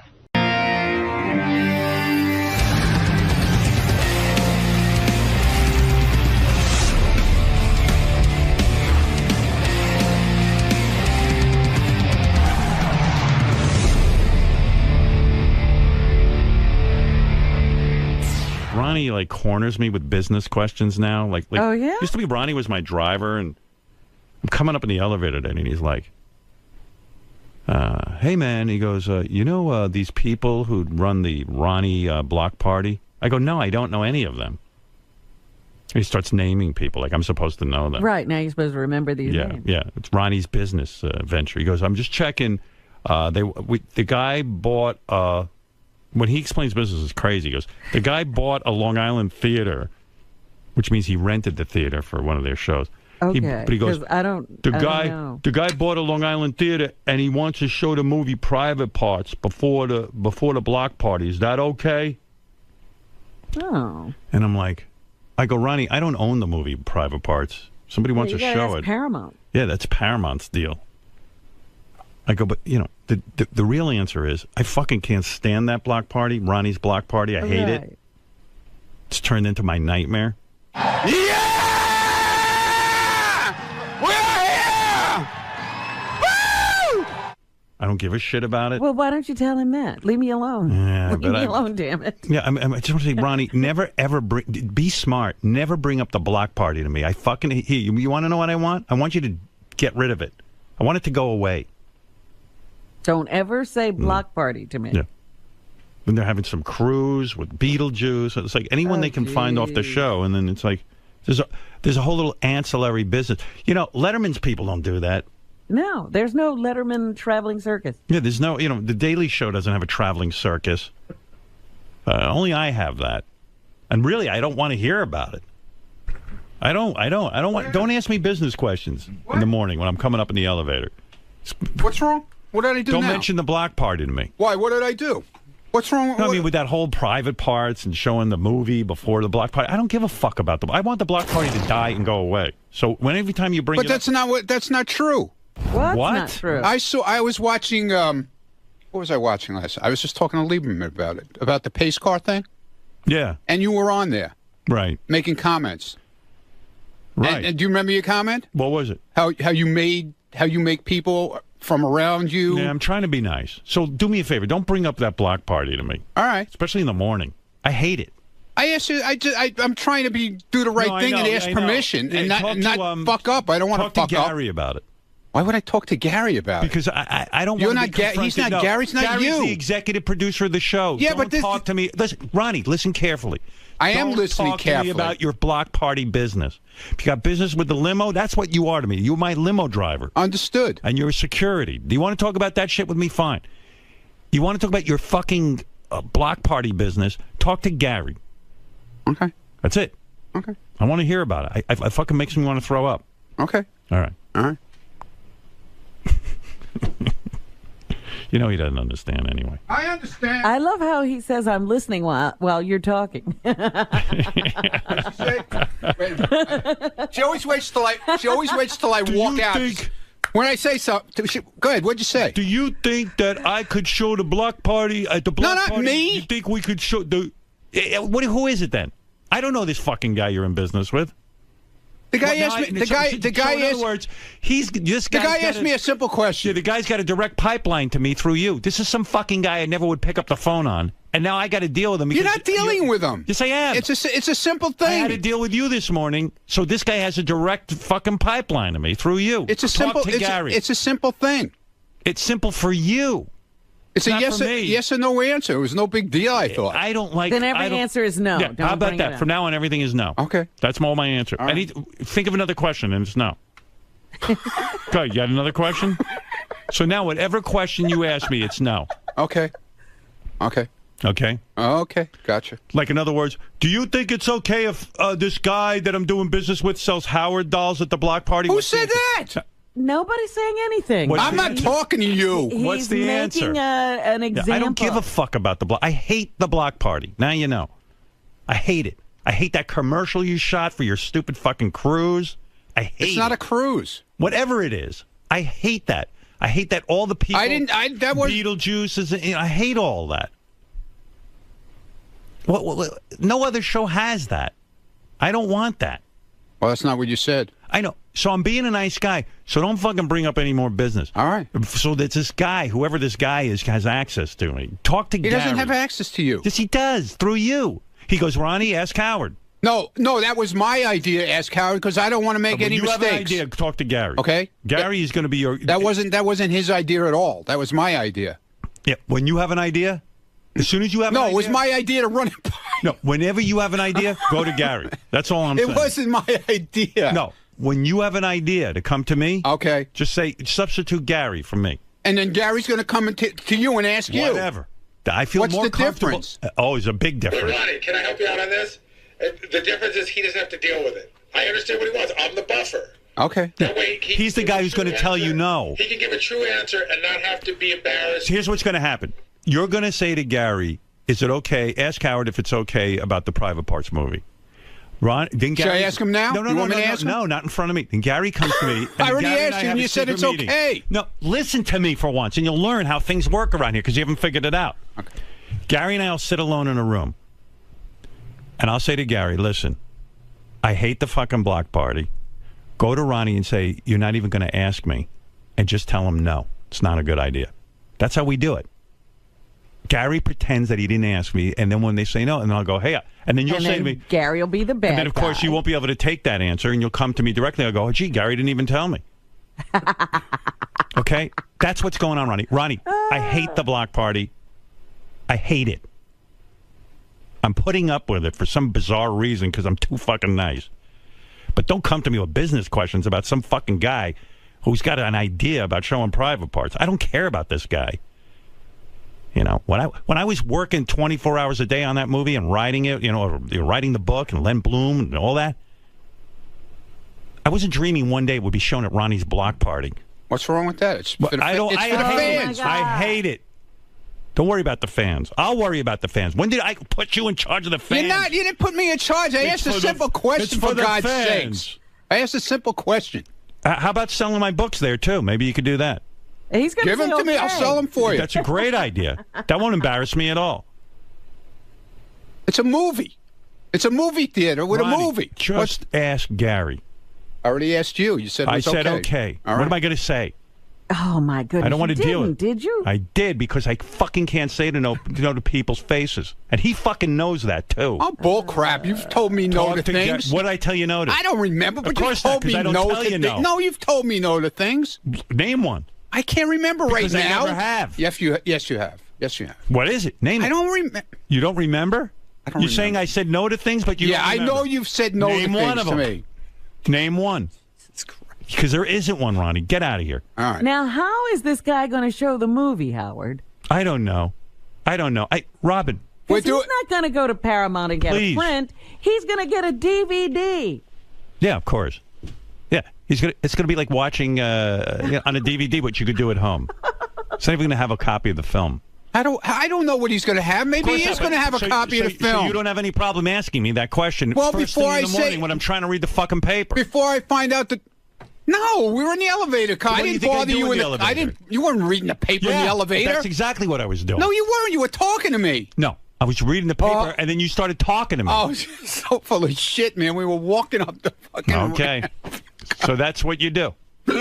That's time for Ronnie's business hour. There's no business hour. I asked Leave a me simple alone. question. All I want to talk about is where the car is going to be and when you're doing security. That's it. I've given you a great life. I know. I didn't say, what am I saying? Hey, you think we could show the movie Private Parts before the block party? I hate the fucking block party. And I hate it. Imagine you're going to sit 2 hours of a movie, then the block party? Why do these people have to be tied up all day? Instead of going to a block party, why don't you just drive me? Ah, there's a fucking concept. I do this when I'm not driving you. Yeah. Well, you could be spending more hours driving me. I don't want to drive. You don't want to drive? No. Oh, you want to be on stage yelling. Yeah. Representing the Howard Stern show. I'd rather have you drive me. That's what I'm paying you for, not to fucking go out. I didn't ask you to be the representative. I didn't ask you. I never said I was the representative. Right. So please don't bother me about movies. Be smart and keep quiet. What are you talking about? Go to Gary. And then I'll tell you no through Gary. Why would I go to Gary? Because I don't like. Do you understand? I don't want to answer you directly. All right. I got you. You're a guy I know over 30 years. I don't feel comfortable saying no to your face. I'm telling you that. Okay. I'd rather Gary do it. Why? Because I don't feel like being direct with you about your business You ventures. can be direct with me. I don't feel comfortable. You can say no. I don't feel comfortable saying no. I'd rather do it through Gary. What's your problem? I have a problem. Okay. Okay? So now you know. Okay. Gotcha. So don't piss on me and fucking I'm not ask me questions. pissing on you. I don't mind pissing on you. By asking me correct. If I pissed on you, I would just go ahead and do it. My answer is no to without everything. even saying anything. My answer is no to everything. Okay. Okay? Now you know the answer. Not to this, though. You already said yes. Yeah, go have fun showing my fucking movie. Why don't you show the Ronnie What's movie? wrong with that? Show What's the wrong fucking with showing Ronnie. your movie? I don't want anything to do with you guys and your fucking block party. I hate it. It's an embarrassment to me. So tell us to shut it down. I told you I didn't feel comfortable doing it. Well, then tell Gary to tell us to shut it down. All right, well, maybe I'll do that then. All right. If you're smart, you don't bring anything up. Just go out and do your block party. You don't tell me about it. Yeah. No, you'd rather find out after it's done and I've done it and didn't ask you about it. No. And then you'll really be Use your mad. head. What do you have to show the movie Private Parts for? What is that? You're not having enough success? Why does my movie It was have just to be an idea that somebody came up with, and all you had to do was say no. Somebody has worked their way into my life through you. I don't know this fucking guy. Who is this fuck? It's a guy who's a promoter who's buying the show. I don't care. I don't want this guy in my life through you. I shouldn't even know about this guy. All right, so we won't do it then. Thank you. Okay? Okay. Why don't you show your home movies? You ever make home movies? No. Well, make a home movie and show it to your fucking audience. Why you got to show me over there? They show it on TV. I don't understand what the big deal is. Do whatever you want. Then why'd you ask me about it? Because I feel it's the right thing to do. Then don't bother me with it. Go to Gary. I told you that. Can't win here. Why don't you play tapes of the show too with there? Play tapes of the show. What's the difference? What's the difference in the movie? Talking about? Well, why don't you do that? Showing tapes. Why don't you show tapes of the show? Show Ronnie movies. Make a movie and show it. No, but then you'll be mad about that too. I'm not mad about that. Yeah, you would. Go make a movie. No, you'd be mad. Go make a porn. Do whatever you want. Make a porn. Yeah, do what you want. Don't involve me. My movie. Who's involving you? It's a movie that they play everywhere. I come up in the fucking elevator. I'm dealing with. There's a promoter out there who bought the fucking. I don't know. He didn't buy anything yet. I'm just saying. He bought a theater in Long Island. It was an idea. Idea. God, man. Are you guys finished? What do you want from me? This is what I don't want it. I don't want anything. Leave me alone, Ronnie. I'm in the middle of stuff. Come on. I'm doing a show. Get out of here, please. You're the one who called me in. I didn't call you in. Go back and listen to the tape. You walked in on your own. I didn't ask for you. They told me to come in. Well, don't listen to them. I'll tell you when to come in. Never. Ron. What? We talk for a moment? What? What? Have you lost sight of your role here? No! Go away, stupid. Lost sight of my role here. Ronnie? Yeah.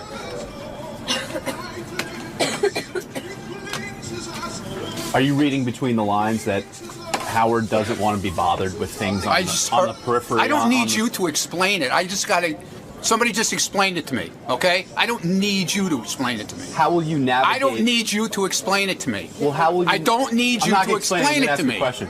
How will you navigate going forward? How will you navigate what you? I'll set my GPS. That's how I'll navigate. Okay. How do you know? That's why I have a GPS. How do you know what I'll to say navigate. to Howard? I'll set my GPS to Howard. Okay? Will you be sending everything through Gary now when you just want to say good morning to Howard or something very simple? What? How will you? Don't worry about it. That's not your concern. As a backup to private I'll parts. set my GPS to navigate, okay? As a backup to showing private parts, what will you show in lieu of that? Maybe a Cher concert, something more personal to you? What are you talking about? Because you obviously can't be showing private Who parts. said that? He said it was okay. Well, I got the sense that he doesn't want that to happen. And Ronnie, one more thing. Do you think the block party's gone too far? Do Howard's words echo in your mind that maybe perhaps you're using his name to generate Who's profit? using his name? Well, the promoter that was discussed, the whole concept of the block party. Howard seems to think you're commercializing his name without really his blessing. You don't know what you're talking about. You're making up shit in your head right now. I think I'm reading between some lines here. Yeah, okay. Well, read between the lines of your camera. Ronnie, I couldn't help but overhear.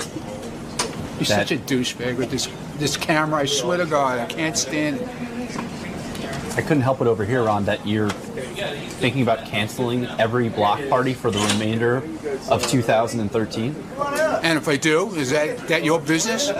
No, but I think it's a major part to this morning's show and the storyline that's going on right now. Do you feel like you're making a rash decision here? Are you reacting? Are you being too reactionary again? Are you automatically assuming that... stop it with your stupid I'm saying, like, does it camera. Mean, just because Howard's mad today, does it mean you have to cancel every single block party? Well, maybe if the, like I said, I know the guy for almost 30 years. I can get a fucking straight answer if I ask him a question. Are you insulted? I have to go to Gary. After all these years, I have to go to Gary and ask him? So clearly you're insulted by this new mandate. Yeah, I'm insulted. You think 30 years of loyalty might have earned you the right to have a personal this guy about conversation. shit that you wouldn't believe we talk about, okay? I thought I could go to him and ask a fucking question. I guess I can't.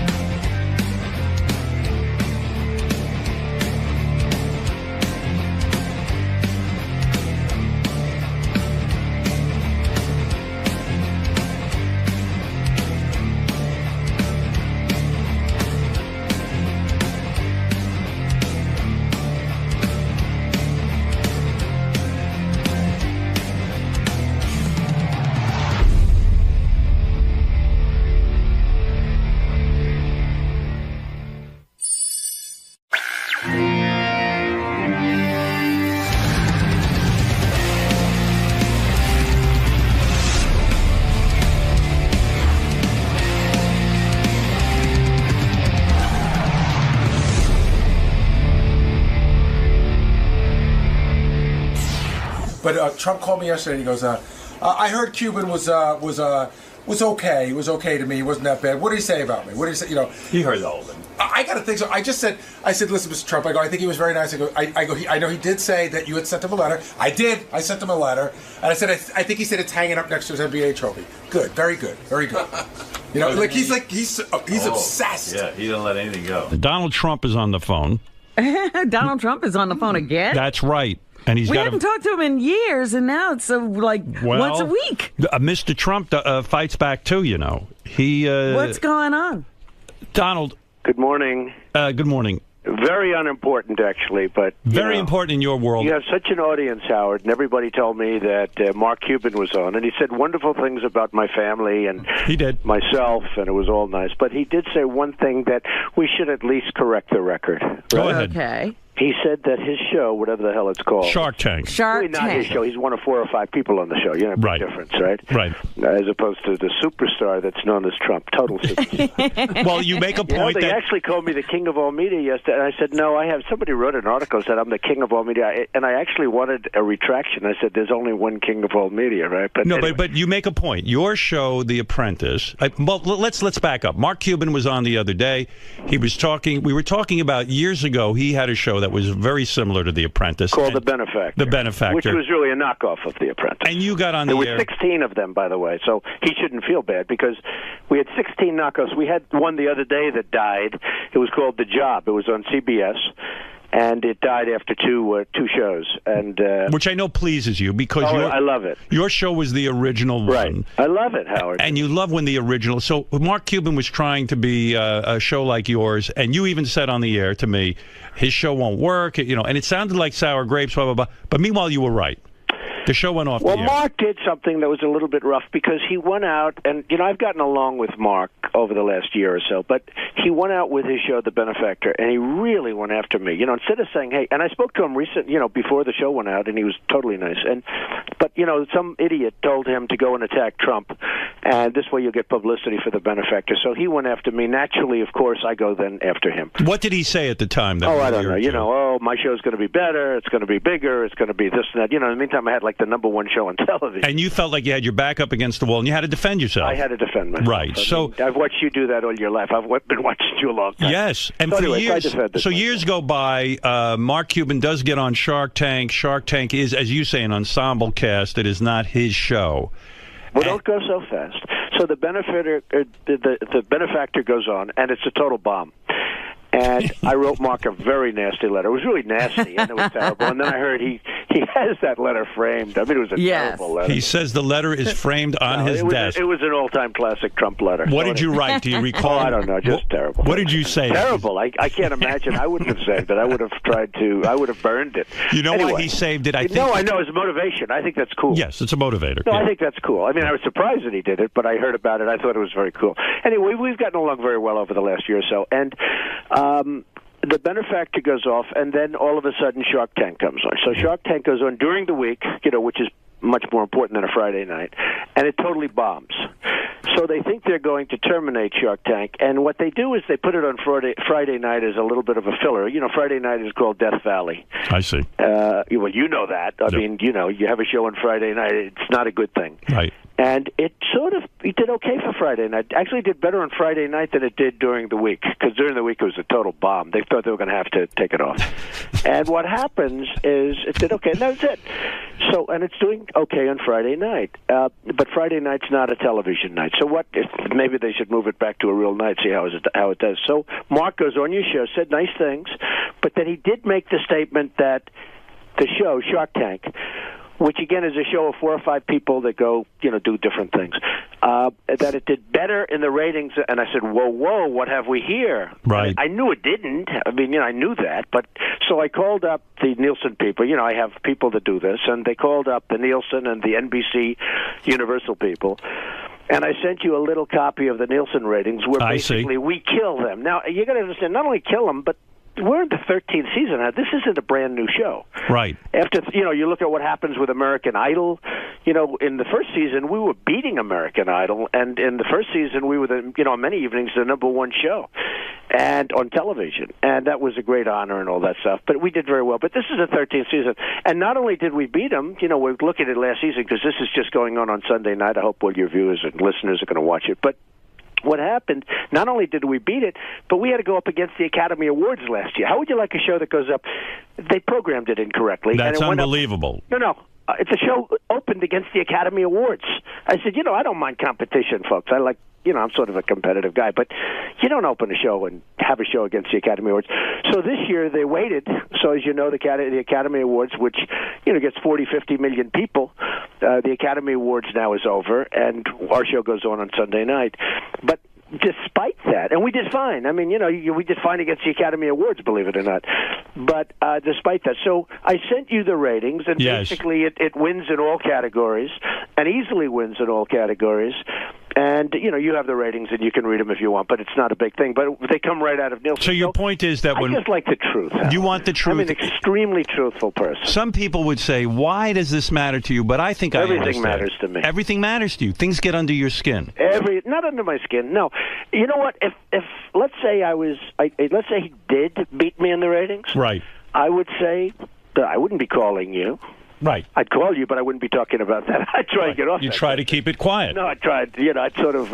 But when it's incorrect, and when Nielsen is the king in terms of this, whether we like him or don't like him, right? Right. And Nielsen has been very truthful over the years about The Apprentice, and The Apprentice is a monster. And that's why it's on in like 80. So what do you want to say to Mark Cuban? Nothing.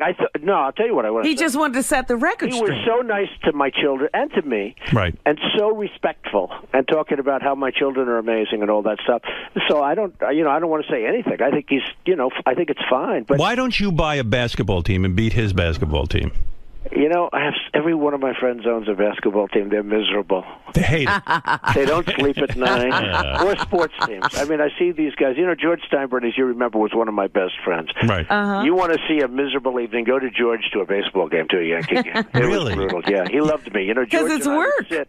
I used to say it was exhausting to sit with George at a game. If Derek Jeter didn't get a home run, he'd say, Donald, I'm telling you, he's no good. George was brutal. he was brutal. You don't want to live great. your life but like the that. The truth is, these guys live and die by victories. Most of them lose. Most of them don't do a very good job. And I see it. And they say, they're just really miserable. They live and die. And with all the teams, there's only one team that's going to win ultimately. Right, I know it's not good odds. And they're very unhappy people. So Are you? Do you? Well, Donald did try to get into the sports game at one point. Remember that league? Forget, well, and don't forget, well, I bought a cheapo football. I figured I could get into the NFL rules. Right. That was really one of those harassment deals where you can get into the NFL for no money. That right. Well, you try and you see what happens. And Do you own? But I've had more Mike Tyson fights than anybody else. I have a lot of fights, and I'm very much involved in sports in a lot of ways. Do you own Miss Teen? Miss Teen. I own Miss Teen USA, and I own Miss USA and Miss Universe. I own the pageant. So the big news this week was that Miss Teen Delaware was in a porno. Yeah, and we had to tell her to get a letter of resignation very quickly. Yeah. Why though? Why? Well, she was in a porn. So what? Question. You think about it. Think about our country. So what? Kim Kardashian's a big star because she was in a tape. Paris Hilton was in a tape. Do you think Kim Kardashian's beautiful? No. I mean, I think. Do you think she's good looking? I think she has a beautiful face. I think so? Okay. I don't like that big trunk. Well, she's got a huge trunk. Yeah. What do you make of that? Well, it's seriously big. Yeah. So what do you think of her? I think she's a very nice person. She was on The Apprentice, so I think she's a very nice person. Yes, I understand that, but I'm saying... No, I think she's a very nice person. Howard, looks don't. I'm not that kind of a person. Looks don't matter to me. Right. The looks of a woman they don't do matter not to you. Okay? Not at all. No, seriously. Now that he's married. No, No, they don't marry. I don't look at women for their beauty. I look at women for what's inside. Okay, what kind of porno was she in, though, by the way? Did you see the porno? Did you? I didn't see it. No, what happened is Miss Teen USA, a very lovely young woman. Right. Although it's hard to say I don't look at looks, and yet I own the Miss Universe card. That's what I mean. I can't believe you're for real. Sort of like, well, I'm trying to be very politically correct. This is a world of being politically correct, and which is destroying our country, by the way. Everyone's so politically correct. You can't even call anyone fat anymore. You can't call anybody fat. You can't. They accused me. They said that I called Rosie O'Donnell a big, fat slob. And I said, that's not right. I didn't use the word fat. But I've got it. You're still angry with her? No, I don't care about Rosie. Rosie's gone. She's gone. I like her. You do, really? Yeah, I really do. Well, I've had her to my home. We have dinner together. Well, if Rosie finally, says something nice about Donald will... I'm going to bring you guys together. Because you're a guy. No, don't bother. It's okay. But I'm going to bring you together. She's fine. I don't really think about her, to be honest. But what happens is the young woman from the Miss Teen USA, a beautiful young woman, got very much involved with the whole porno deal. And she actually, we suggested it to her because it's nicer.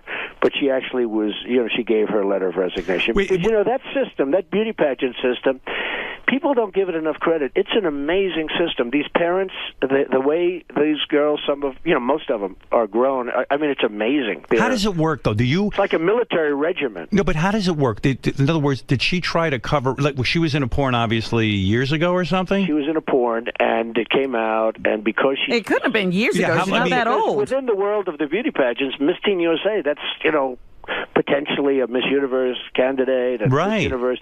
Do you know, in some countries, like in South America, if you become Miss Universe, you don't pay taxes for the rest of your life. There's no bigger... In Venezuela, as an example, and we had Diana Mendoza. You remember the great Diana Mendoza 2 seasons ago on The Apprentice, how beautiful she was. She was, like, the most beautiful. Super hot. But again, I didn't notice that.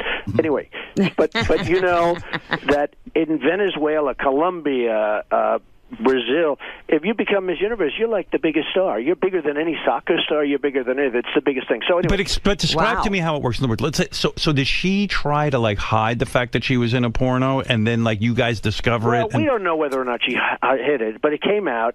And the problem is because she's Miss Teen USA, all of a sudden she has a lot of notoriety, and probably one of her friends that's jealous of her because that's the way life works. Everyone's jealous. They're all jealous of you, Howard. Of course. They all kiss your ass. And then they, behind your back, they say you're terrible. But what was she thinking being in a porn? I don't know. Well, because it was before she did this. Was it a home She tape? didn't know she was going to be Miss Teen USA. I mean, she figured she'll do porn, she'll make some money, and then she'll become Miss Teen USA, unrelated. And that's what happened. She won Miss Teen Will USA. you watch the porn? I want to see it because... Will you call me and let me know how good it is? You're going to watch it because you know what? She must be insanely... When do you see a girl that insanely hot in porn? She's supposed to be very beautiful. I mean, I've met her once quickly, but she's supposed to be very beautiful. But she got involved, and she actually offered her letter of resignation, and we had to accept it. You would not have. You would not have accepted it. Oh no, I would have made. You would have said you're a double winner, right? Well, if she hadn't resigned, what would you have done? Would you have just fired her? Well, we probably would have had to. It's a very unique system. I mean, the parents would have gone nuts. The people that, and it's a big. I look at the different magazines and I see how they're dying. Right? They're just dying. It's over. You look at pageant. Did you ever hear of a word magazine pageantry? No. The thing's like 2 inches. You never saw anything like it. I'm heterosexual, of course I have. Well, okay, pageantry. But it's a magazine on beauty pageants. Right. And it's like through the roof. And it's just amazing. It's a big deal. And she did this, and she was forced to, and she was asked to, but she resigned. And she did the right thing. Did your Twitter account get hacked? Yeah, it got hacked. How does that happen? Somebody, you got a lot of geniuses out there, and I have a hot Twitter account, @RealDonaldTrump. Will you tell your people to hook in? So, @RealDonaldTrump. Isn't it crazy to you that, crazy. Like, somebody that smart is busy wasting their time hacking into your Twitter? Yeah, it doesn't do them any good other than they get arrested. It's like crazy. So we're looking at it. If you had that ability, wouldn't you spend every minute, like, inventing stuff and becoming very wealthy? Well, they hooked in, and they put a quote from Lil Wayne on my account. On your account? And for 10 minutes, I was really ridiculed. All the enemies said Trump has lost it. This was something to do with the hose and women. All women are hoes. So, this thing came out, and I'm going to have, in a very short period of time, over 3 million people. Wow. And it's a big deal. And sure. I think they pick up 20 to 25,000 sometimes a month. And, it's just going through the roof. How many tweets do you do a day? Mine's new compared to some of these. What? How many Twitter followers does Mark Cuban have? I don't know. I didn't check. Don't you? You have to check. Hope he has a lot. I didn't check. Don't you check every day to see if you have more followers than Mark Cuban? No, but I have other people that I do check that with. And you tweet? I do have other people. Who do you check? Who do you check? Who do you check? I have very important followers. I have, haters, and I have losers, and I have reporters, and I have everybody's on mine. But I know you. You must have actually researched this whole Twitter thing, and you probably have people who know how to cultivate it and how to handle this Twitter thing. I have great people, but you know what? More importantly, but it's my thought. I mean, it's my thoughts. Nobody else will give thoughts like this, and I don't know if that's good or bad, but it is my thought. Like for instance, the Pope. Why is he? He should just ride it out and die. He looks so bad. Everyone's saying, "What did he do wrong?" They said it wasn't the first time. I said, "Oh, really? When was the last time?" 600 years ago. Okay, let's call that the first time, right? But the Pope should just sort of sit back and enjoy and relax. Of course. Put some other people and run it, and you die. I'm used to watching old popes, like Pope John. I mean, the guy couldn't even walk. He was bent over like a pretzel, and he was cool. But the thing is, Donald, you must imagine that something very bad Well, no, is forcing him out of office. There probably was, but I don't know. This Pope didn't resonate. You know, a little bit like Mitt Romney. Mitt Romney should have won the election, and I liked him, and I do like him. He's a nice man, but he didn't resonate. He does. You don't warm up to this Pope. You know, I like Mitt Romney, and I call them the same. This Pope didn't resonate. First of all, he comes from Germany. Somehow, you know, hey, I'm part German. You know, a German Pope. I'm not sure that works. What do you think of the new black Pope, maybe? That might be a big deal. That would be very exciting. Donald wants to see a birth certificate. Do you want to see a birth certificate on the black Pope? That would be very exciting. Very exciting. Hey, but listen, on the Twitter, so it's like I'll have 3 million, 4 million people within whatever period of time, right? So for, you know, millions of people. So essentially, I own more than the New York Times by a lot. Right. And I don't have to sustain the losses. That's true. You know, the New York Times used to have a lot of power. Now it's a whole different thing, and it loses its ass. You know, I mean, the newspaper business is going to be over very soon. When people see me reading a newspaper, like my kids, Ivanka comes in. She said, "Daddy, what are you doing?" She looked at me reading. What is that? She doesn't understand what I'm doing. I know. It's You're such getting your hands dirty with that print. Why are you doing that, Daddy? And she picks out her computer. She presses the name Donald Trump, and she gives me 20 stories. Don't you? Isn't there something you love about still holding a newspaper in your hand? Me too. We're old-fashioned. They do too. Yeah. We're old-fashioned. But you get about 10 years younger, it's like they look at us like, forget it. Hey, do you lay in bed and watch the Oscars, and do you tweet during the Oscars? Well, I did this time. And I got Are you laying in bed with your wife when you're watching the Oscars? Generally speaking, yes. Were you completely nude and she was nude? Well, let's not comment on that, but she has at least she has a great figure. You ever tweet, "We're here completely nude"? Yeah, but we won't comment on that, but she has a great figure. But I did tweet on the Oscars, and I... Yeah, you didn't like the Oscars so much. No, I thought they were... I think I didn't... First of all, I thought the set was terrible. It was so tacky. It was disgusting. I really thought Seth MacFarlane was fine. Right. I thought that... I don't like him. You know, he did me on the Comedy Central roast. They roasted the hell out of me, by the way. Right, I remember. Yeah. He was the guy, and he was terrific. He was terrific then, but he could really be the Seth. He was held back, even though they said he went too much. He was held back. Right. But I thought that, you know, there was a lack of glamour. I mean, even the woman who won, she falls down the stairs. You know, that's very glamorous. Remember that dress? I mean, no, think of it. Yeah. Think of it. In the old days, Vivian Lee. They knew how to do it. But you know, you're right in a way. Vivian Lee did not fall. Clark Gable didn't. You're right. Her falling down was sort of the symbol, if you will, of the whole thing falling apart. Yeah, the whole... No, I thought it was fine, but I didn't find... And I tweeted. I said, where is the glamour? Because I'm a romantic. People wouldn't know that about me, but I'm a major romantic. But I said, where is the glamour? Where is the beauty? There's no beauty. There's no glamour. Why can't I warm up to that Anne Hathaway? I find her annoying. You know what? I'll tell you what. It's going to happen. She lived in Trump Tower. I like all people that live in my buildings. Okay? Right. Anybody that lives in my building, even if they're really unattractive, I consider them to be beautiful. All right? Right. So what happens is she lives in my building. She lived there with the Italian scoundrel. You know the scoundrel? Oh, yeah, Yes. yeah. And we didn't know. He paid his rent on time until the very end. You know, it was one of those things. But she got lucky when she got rid of this guy. But she lived in my building, so I got to see her up close and personal. I wasn't a fan at all, but she's grown on me. You know, it's like the Mona Lisa. A lot of times you'll have a painting. Friends of mine that really do the paintings big league. A lot of times they won't like it, but in the end they almost fall in love with it. They're like infatuated with it. They can't leave. I mean, they become sickos. They want to sit in the room and look at She's a terrific actress, but when she makes those speeches, when she makes those speeches with, oh my God, it's very. Well, that's all phony rehearsed stuff. Right, it's all actressy to me, you know. You know, when they get up and they want to thank people and they forget and they don't really forget, but they want to make it like it's a big deal because they're so excited. It's all bullshit. Do you know why I disagree? You know what I disagreed with you on? What? I feel this movie, Django Unchained, was one of the greatest movies of all time. No, I didn't think so. Did you watch it? I'm with you, Donald. Wait a second. Did you watch it? It was a movie that...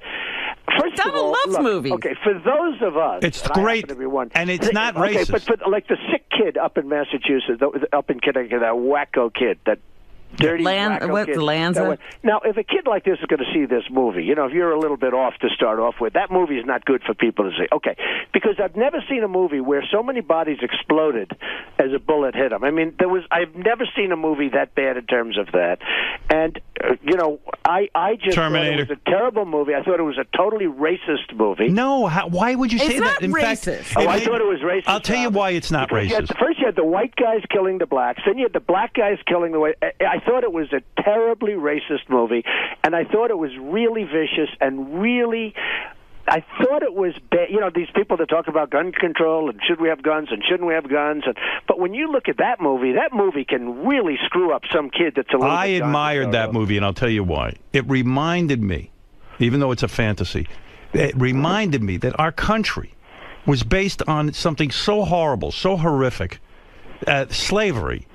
And that if anything, it had the opposite effect on me. It made me feel more empathic with the black plight. Well, I didn't like it, and I thought it was a totally racist movie. So what are you going to do? I think you're reaching, Howard. You're Not saying at all. that Yeah, movie I'm did telling that you. for I'm surprised. everyone. I'm a little That did that for you, For and me. no one I think else. Howard's It was totally. I think Howard's trying to be politically. Not at all. Absolutely. I returned. You know, this guy. I think this is the most ridiculous thing I've ever heard. Halfway through the movie, I turned to my wife. I said, "Quentin Tarantino is a genius, and this is one of the most emotional movies Because I've ever you're seen." adding something to the movie that's not there. You're all crazy. Correct. Really? and He's this being is a headline, outrageous. Robin, this is going to be a headline tomorrow. I'm in the not New trying to York be Post and the politically Daily News. There's going to be a headline tomorrow. Howard Stern tries to be political. Because No. How long have you been on the air, Howard? Donald, this is how I really First time feel. ever that he's been politically No, correct. I'm telling you my true belief. I've It was always a been racist honest. movie, Howard, and it was a shitty movie, in my opinion. One I of the hate best it. movies I ever made. It was totally just a revenge movie. That was it. It was nothing. I thought it was a nothing movie, and I thought, you know, when a bullet hits a body, the body doesn't have to explode for 2 blocks away. You know, the whole thing was disgusting, and that happened like hundreds of times. I thought it was disgusting, and I thought it was very bad for young people to see that movie because I think it can really influence them. Did you have sex during the Academy Awards? No, I didn't. When's the last time you had He sex? paid attention. When is the last time you had sex with your wife? Well, let's see. What time is it? Come on, be honest. What time is it, Rob? Be honest.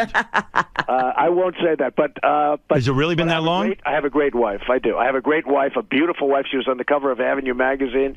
She's been on many, many covers, including Vogue. She's a great person. Will we ever see and a her very naked? nice person. Will we ever see her do a nude layout? No, I don't think so.